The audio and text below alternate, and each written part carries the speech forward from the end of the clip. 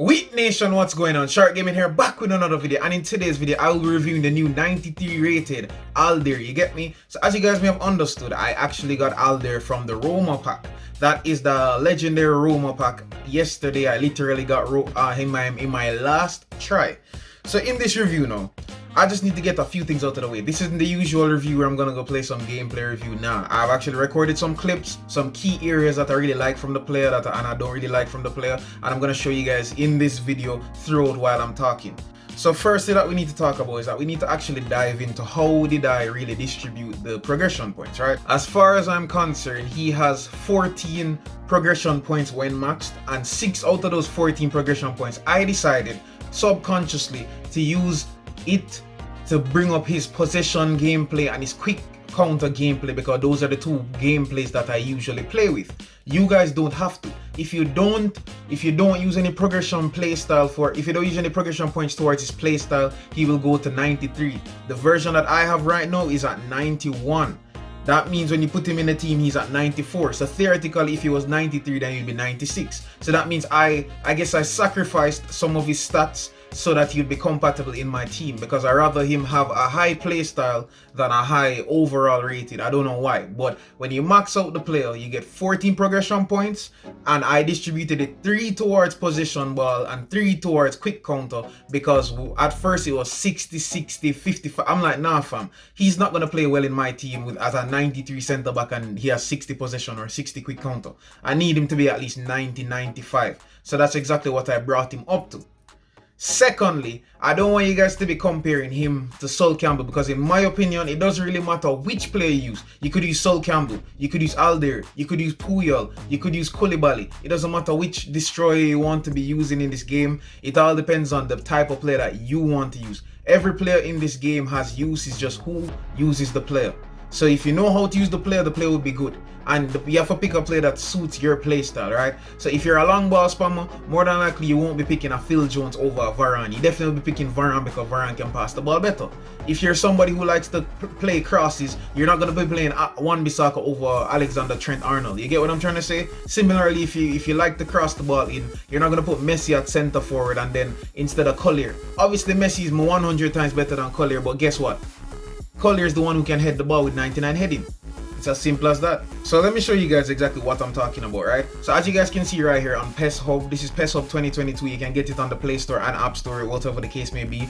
When you max him out, because when you press max level, you can simply see that they tell you exactly where, or the recommendations where you should upgrade what is what. So as you can see, the 14 skill points down here, the 2 low body strength, the aerial strength for the 4, and 8 defending, those are what brings him up to 93.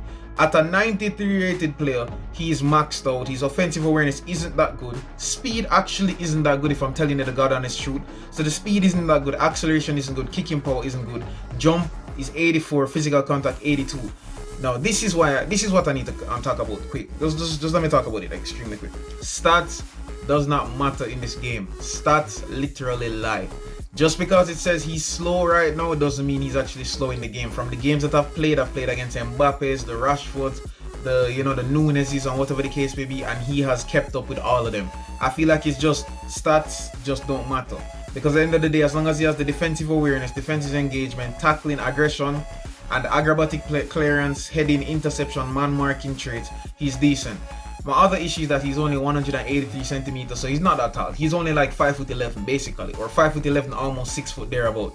Sol Campbell is a bit taller than that, so Sol Campbell will win more headers naturally. It's not because Sol Campbell is that better in the air, it's because Sol Campbell is taller, so he'll win better headers. So if you're looking for a player who loves to clear balls, Sol Campbell is your guy. But if you're looking for a player that can pass the ball accurately and get the ball in a more calm situation, able to spread it on the wing or even send long balls forward, I think this is the player for you. I've actually had a lot of experiences with Aldair in the online matches, and I can't even lie to you, Aldair has been a gem to use. His passes are actually very good. I feel like he's actually a very good distributor of the ball. I'm surprised that he doesn't have any passing traits, but his passing is underrated. You see this low lofted pass right here that says low pass is 76 and then his lofted pass is 72. If I compare that with Sol Campbell, you guys will see what I'm talking about. Let me compare it.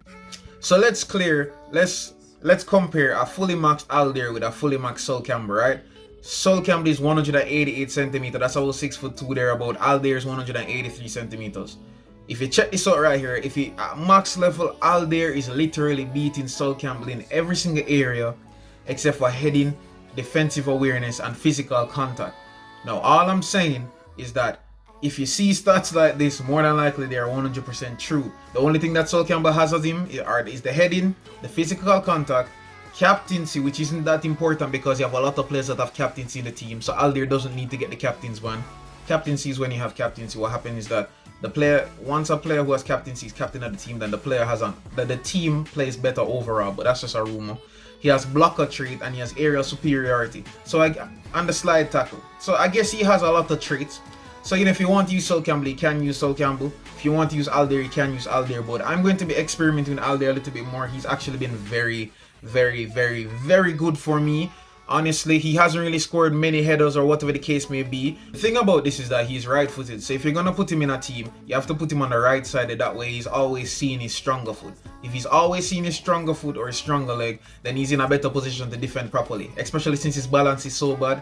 Let's say you switched him right here. Alaba is a left footer while Aldair is a right footer, right? If you put two of them off there, Alaba's balance is way better than Aldair. So Alaba may be able to recover easily or easier. But if you put Aldair here and he gets a ball on his left side and he tries to play it with his right foot, he'll go off balance. And more than likely some of those simple, will get past him and you don't want that. So you play him there. You don't play two destroyers together unless you're some super god at manual defending. I advise you guys to play combinations. You can play destroyer and build up play like what I have right here. You can play destroyer and for extra front man. Yeah, just don't put two destroyers, don't put two build-up players. And he's not the type of destroyer that can play in defensive mid. Trust me, you're not gonna see him in defensive mid. And he's 73 defensive mid. Yeah, you're not gonna see him in defensive mid. He's not really cutting it right there, from being completely honest with you. But as I said, he does play some very lovely passes forward, and that's what I really love about him. Is he the best center back in the game? Probably not. Maybe he can be okay, let me change that for a second. Maybe he can be the best player or the best defender. Like, how Sol Campbell was endgame in PES 2021 mobile because long balls was the meta. That means that you really needed a tall center back to both score corners and what was the other one? And win the headers in the long ball situations. Yeah. Now, since long balls have essentially basically been neutralized and the game is a little bit more equal, a little bit more balanced, a little bit more fair in some areas, most long balls aren't really getting through as easy as they were before, especially in online matches that have people that you're playing 4-3-1-2s. Yes, most people don't really get the long balls forward. He can actually be a very good asset because, as I said, his passing is very good. So even when he advances and coming to the midfield, because they do that sometimes, even when he advances and coming to the midfield, he can literally come up and he can put a through ball to the sides, put a through ball forward, or just add to the play. Especially in a position-based manager, position-based play style, he adds to the play. So that's that. Tell me what you guys like, comments, like tell me what you guys' thoughts are really on this player. It was just an in-depth, I was trying a different style, going back to the old Sharc, vintage Sharc, the way how I usually do like reviews and stuff. That was how I usually review, so I hope that I really explained to you guys exactly what or how much of an important person Aldair has really been to my team, and seeing that he's maxed out for plays that he will be playing most of my matches, if not all, and especially since he's a legendary player. But from what I've seen so far, he is actually an excellent player. Very, very, very excellent player. If I can find a decent centre back, apart from Alaba, Alaba is very good. If I can find a decent centre back to play him beside, trust me, I feel like he'd be, yeah. But thank you guys for watching this video.